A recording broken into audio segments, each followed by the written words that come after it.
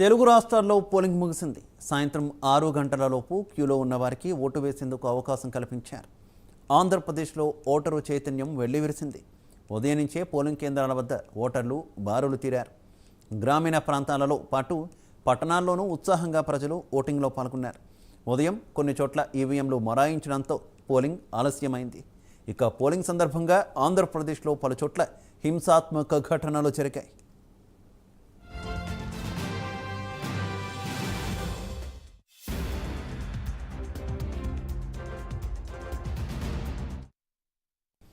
ఆంధ్రప్రదేశ్లో గతంలో కంటే పోలింగ్ శాతం పెరిగిందని ఎన్నికల అధికారులు అంచనా వేస్తున్నారు.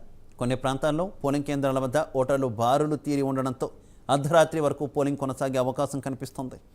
సాయంత్రం 6 గంటల వరకు దాదాపు 75% పోలింగ్ నమోదైంది.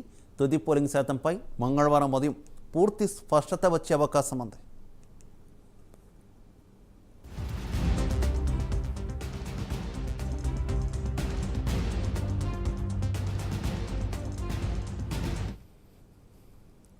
ఇక తెలంగాణలో లోక్సభ ఎన్నికల పోలింగ్ చెదురుమదురు ఘటనల మినహా ప్రశాంతంగా ముగిసింది.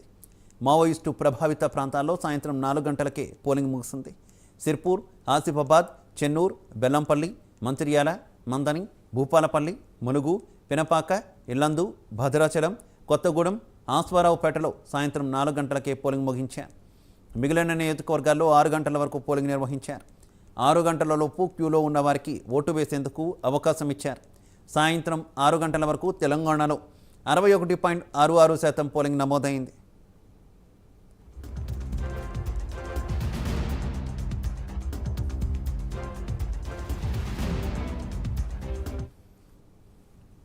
తెలంగాణలో